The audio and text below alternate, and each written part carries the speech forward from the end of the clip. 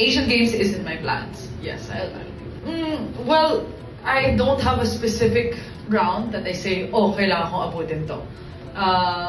The way I approach tournaments is kind of every match by match, round by round. I do want to get as far as I possibly can. What if I told you that 4 days before the biggest match of her life, a 21-year-old girl looked at her own serve statistics and quietly wondered if she was about to be exposed on the most famous tennis court on earth?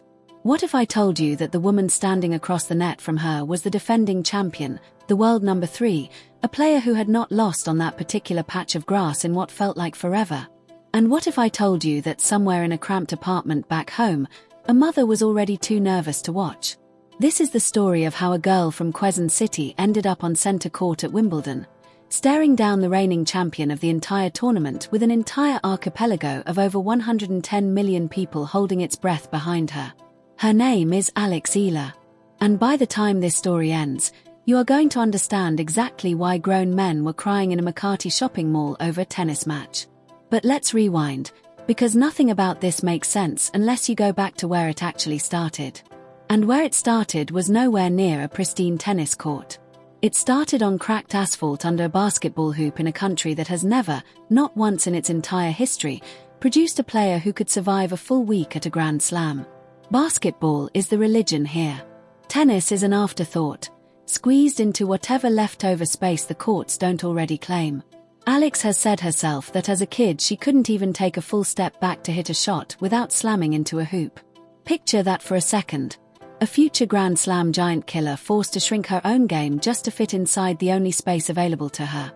There were no manicured grass lawns, no academies on every corner, no path that other kids from her country had already walked, because that path simply did not exist yet. So at 13 years old, an age when most kids are worrying about homework and social media, Eala'S packed up and left. She left her home, her language, her family dinners, and moved across the world to Spain to chase something almost nobody believed a Filipino tennis player could actually reach. That decision alone should stop you. 13. Alone in a foreign country, training against players who had grown up with everything she never had. Think about what that actually means day to day. No mother in the stands after a bad practice session, no familiar language echoing through the hallways, just a young girl, a suitcase, and a belief that the only way to find out how good she could become was to leave everything comfortable behind. There is a particular kind of loneliness in that choice that most people never have to test themselves against. And she tested it at an age when most of us were still afraid of the dark. That is not a footnote in this story. That is the foundation the entire thing is built on. And here is the part that makes it even heavier. There was no guarantee. Nobody handed her a contract, a promise, or a safety net.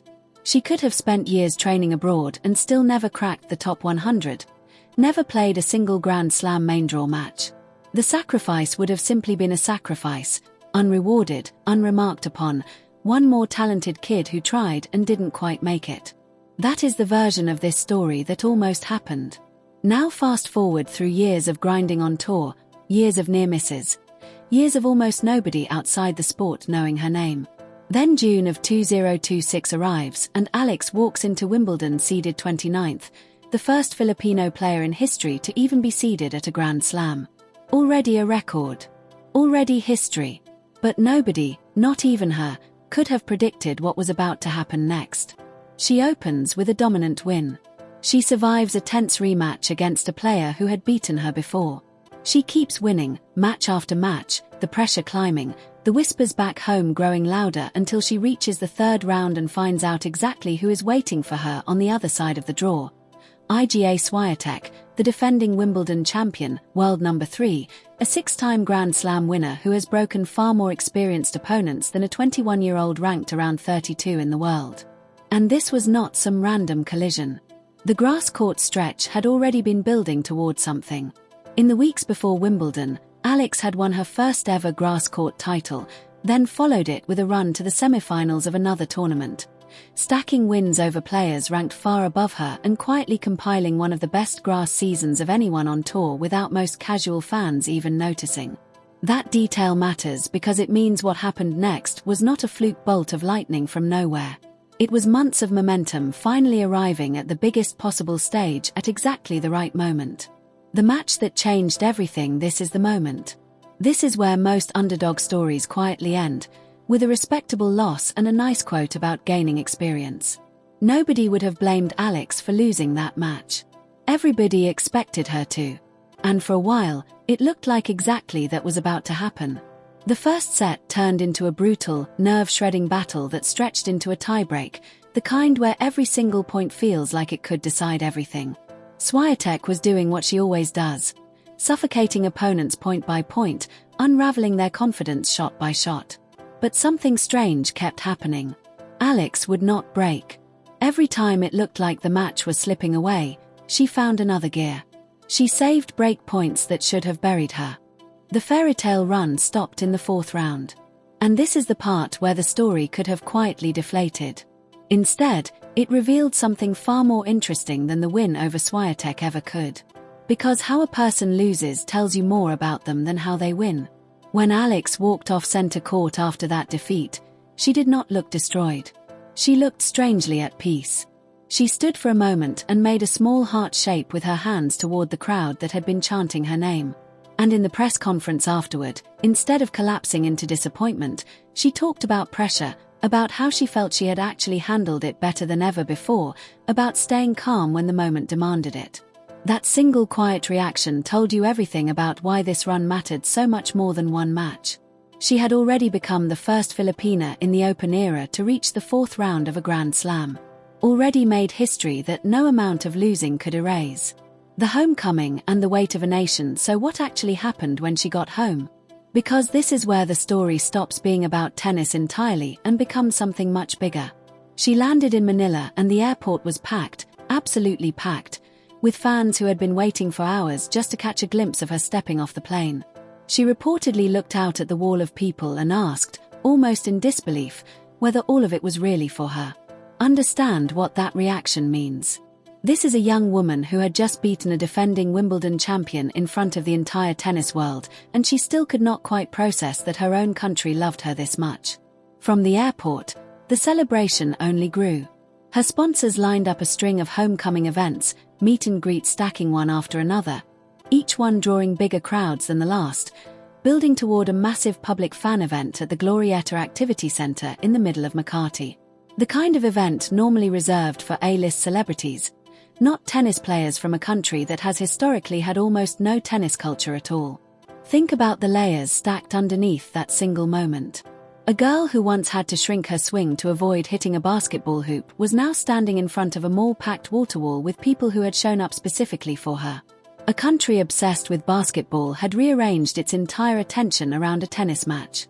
And somewhere in that crowd were people who had never watched a full tennis match in their lives before this month, now chanting her name like she was the biggest star in the country. Because in that moment, she was. It was not only happening inside the Philippines either. Overseas Filipino workers, students studying abroad, entire families scattered across different time zones had been staying up through impossible hours just to watch the matches live, refreshing scores on their phones during work breaks, crowding around shared screens in places thousands of miles from Manila. For 2 weeks, a tennis match in London became the one thing that could pull an entire scattered diaspora back into the same emotional moment at the same time, no matter where in the world they happened to be sitting. The real pressure begins now, but here is the part that should genuinely unsettle you if you are paying attention. Because the celebration is temporary and the challenge ahead is not. Reaching the fourth round of Wimbledon does not just earn you applause. It paints an enormous target on your back. Every player on tour has now watched her matches. Every coach has studied her serve, her patterns, her tendencies under pressure. The surprise factor that carried her through London is gone forever. She cannot sneak up on anyone again. And the calendar does not slow down to let her enjoy the moment. Within weeks of that emotional homecoming, she is expected on hard courts in Washington, D.C. A completely different, punishing surface that chews up the body in ways grass never does. From there, the road runs straight into the US Open at the end of August, the tournament where she made her very first Grand Slam main draw breakthrough a year earlier. Only now she arrives not as a surprise underdog, but as a marked woman, with a projected new career-high ranking around world number 28 hanging over every single match. Every single opponent from here forward will walk onto the court already knowing exactly what she is capable of doing to a defending champion. That pressure does not disappear. It compounds, and it arrives at the exact moment the surface itself turns against her. Grass, for all its unpredictability, had become oddly kind to her this season. Hard courts are a different animal entirely. Punishing on the joints, relentless on the legs, offering none of the low skidding bounces that had disguised the very serve weaknesses opposing coaches are now dissecting frame by frame in film rooms on 3 different continents. The very same unorthodox serve that had quietly unsettled a 6-time Grand Slam champion's rhythm on grass could look completely different under the different physics of a hard court in Washington summer heat. Nobody yet knows the answer to that question. And that uncertainty is exactly what makes the next stretch of this season so tense to watch. So here is the real question hanging over everything that happens next, the one nobody in that cheering crowd at Glorietta wanted to think about while they were celebrating. Was Wimbledon the beginning of something enormous?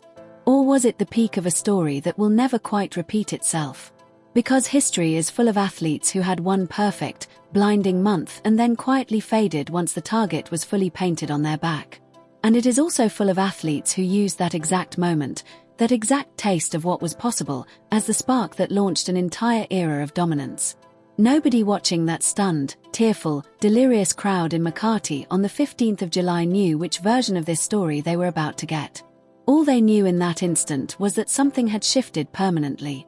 A country that had never had a tennis hero suddenly had one. And she was 21 years old. And she had learned to play this sport on a cracked court under a basketball hoop. And she had just beaten the defending Wimbledon champion in front of the entire world. Whatever happens on the hard courts of Washington, whatever happens in the chaos of New York in late August, whatever happens on every court she steps onto for the rest of this unpredictable, high-stakes season, one thing has already been permanently rewritten. The record books now say a player from the Philippines reached the second week of Wimbledon. Nobody can take that back. But records are the easy part to measure. What is far harder to measure is what happens inside a young athlete once an entire nation decides all at once that she belongs to them. Now that kind of love is beautiful, and it is also an enormous weight. And how she carries it from here, whether it lifts her into the company of the players she just beat or eventually buries her under its own size, is a story that has not been written yet. All we know for certain right now, today, is that the girl who once had to shrink her own swing to fit inside a basketball court just proved on the biggest stage tennis has to offer that she was never actually the one who needed to shrink. Everyone else is only now starting to catch up to how big her game has already become. And maybe that is the real reason this story refuses to let go of you. It is not really about a tennis match at all. It is about the exact moment a person stops being an underdog and starts being a target, and whether they can survive that transformation with the same fearless hunger that got them there in the first place. Some athletes freeze the instant the world starts expecting things from them. Others seem to grow taller under exactly that kind of weight, as if the attention itself becomes fuel rather than pressure. Nobody, not the analysts, not the fans crowding that mall in Makati, not even Alex herself standing in front of that overwhelming welcome home crowd, knows yet which of those two paths this becomes. That uncertainty is precisely what should keep you watching every single tournament from here forward. Because somewhere between Washington and New York and beyond, this story is going to answer itself, one match at a time, whether anyone is ready for the answer or not. And if this opening chapter is any indication of what comes next, the rest of this season might be even harder to look away from than the one that just ended.